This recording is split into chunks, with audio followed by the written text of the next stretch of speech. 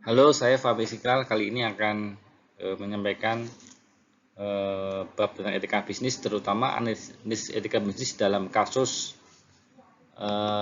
Aqua dan Le Minerale. Ada 6 dalam penyampaian ini. Yang pertama pendahuluan, eh, kasus perjalanan usahanya seperti apa sih Aqua versus Le Minerale. Aqua atau PT Tirta International dinyatakan bersalah oleh KPPU atau Komisi Pengawasan Persaingan Usaha. Dengan Aqua melibatkan larangan terhadap outlet untuk menjual minerale. Jadi monopoli. Praktik ini termasuk ancaman penurunan status keyakinan atau penghentian pasokan barang. Nah, pelanggaran terhadap prinsip persaingan usaha yang sehat dan etika bisnis. Tentang prinsip etika bisnis di kasus Aqua versus Lemineral, nilai etika bisnis yang bisa kita dianggap dilanggar yaitu kejujuran, menyampaikan informasi dengan benar dan tidak menyesatkan pihak lain. Nah, yang kedua, keadilan, tidak melakukan praktek yang merugikan pesaing secara tidak adil. Nah, Aqua ini tidak adil karena melarang agen untuk menjual. Etika dari sisi tanggung jawab mempertimbangkan dampak bisnis terhadap masyarakat dan lingkungan. Jadi masyarakat dan lingkungan tidak diberikan akses yang sama terhadap suatu produk karena dimonopoli dengan ancaman yang tidak sehat. Yang kedua, integritas, memegang teguh nilai-nilai moral dalam setiap keputusan bisnis. Yang kelima, kepatuhan terhadap hukum, tidak melakukan praktek yang bertentangan dengan peraturan berlaku. Mineral ini melanggar kepatuhan terhadap hukum. Pelanggaran etika dalam kasus Aqua itu melanggar prinsip keadilan, memaksa outlet hanya menjual produk Aqua, membentuk monopoli dan praktek eksklusif yang tidak adil, menekan akses mineral ke pasar distribusi. Sangat jelas tadi sama prinsip tadi. Dampak negatif pada pasar, menghalangi persaingan sehat, merugikan konsumen.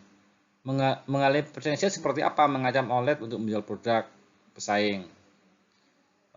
Bertahan dengan persaingan sehat, merugikan konsumen, yaitu membatasi pilihan produk pasar. Konsumen kehilangan alternatif, berpotensi membayar harga lebih tinggi ke produk yang dijual Aqua. Etika yang dilanggar yaitu etika keadilan, tidak setara bagi pesaing, tidak memberikan kesempatan setara kepada pesaing untuk menjual produknya. Etika kompetisi menghambat persaingan sehat.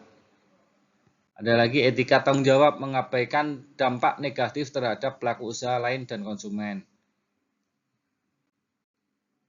Praktek yang tidak diperbolehkan yaitu praktek yang melanggar etika dan hukum, larangan penjualan produk pesaing, penyalahgunaan atau kekuatan pasar, ancaman bisnis, memberikan ancaman terhadap outlet yang bekerjasama dengan pesaing.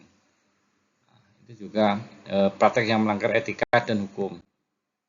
Praktek yang masih diperbolehkan yaitu insentif penjualan, memberikan insentif kepada outlet untuk meningkatkan penjualan produk tanpa paksaan.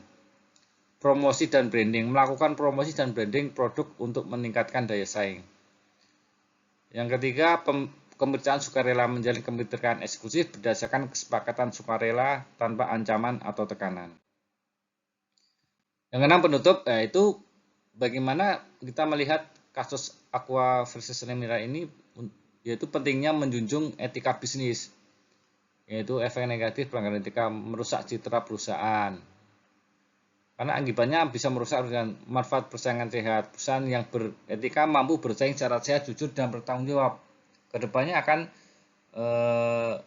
lebih bagus karena menggunakan cara-cara yang benar. Peran KPPU memastikan persaingan usaha berjalan adil dan transparan.